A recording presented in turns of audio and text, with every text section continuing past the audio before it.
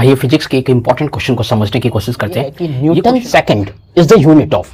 Newton second किसका unit है? Velocity का, एंगुलर मोमेंटम का या एनर्जी का? तो आइए चेक करते हैं। वेलोसिटी का जो फॉर्मूला होता है वो होता है distance upon time. Velocity is equal to distance upon time. तो इसका जो यूनिट बनेगा वो मीटर पर सेकंड बनेगा। मीटर पर सेकंड न्यूटन सेकंड के इक्वल नहीं है। इसी तरीके से एंगुलर मोमेंटम है।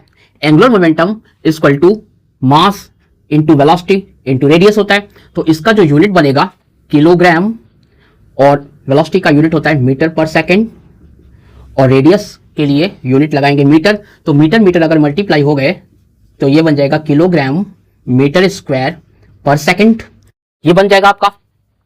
और इसको अगर हम न्यूटन इसमें से निकालना चाहें और फिर देखें कि क्या सेकंड बनता है, तो न्यूटन निकालेंगे तो सेकंड तो आएगा नहीं, पर सेकंड आ रहा है, तो इक्वल तो फिर भी नहीं है।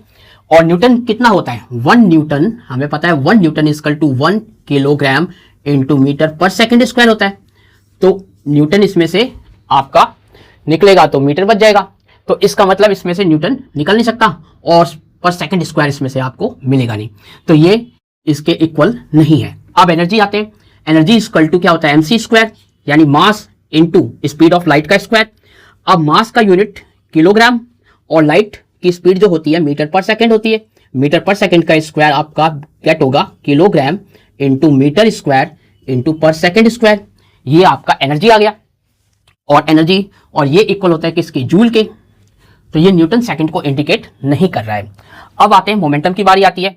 तो आपका जो ऑप्शन ए है वो ऑप्शन हो नहीं सकता, बी ऑप्शन नहीं है, और डी एनर्जी वाला ऑप्शन भी नहीं है।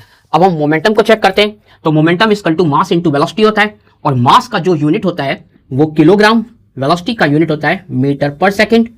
बट यहां पे न्यूटन को चेक करना है आपको, और न्यूटन कितना होता है? 1 newton equal to 1 kilogram into metre पर सेकंड स्क्वायर होता है। तो किलोग्राम तो आ रहा है आपका, मीटर आ रहा है, और पर सेकंड स्क्वायर लाने के लिए आपको इसको क्या करना होगा? सेकंड से डिवाइड करना होगा। तो अगर आप इसको सेकंड से डिवाइड करते हैं तो सेकंड से इसको मल्टीप्लाई भी करेंगे। अब देखिए, सेकंड से अगर आपने इसको डिवाइड किया तो ये बन गया किलोग्राम और मीटर पर सेकंड स्क्वायर, और सेकंड से इसको मल्टीप्लाई किया है तो इंटू सेकंड भी आ गया। तो ये पूरा आपका क्या बन गया? न्यूटन। तो Newton into second. Newton into second किसको इंडिकेट करता है? मोमेंटम को। तो आपका सही ऑप्शन क्या हो गया? Momentum. So momentum is the correct option.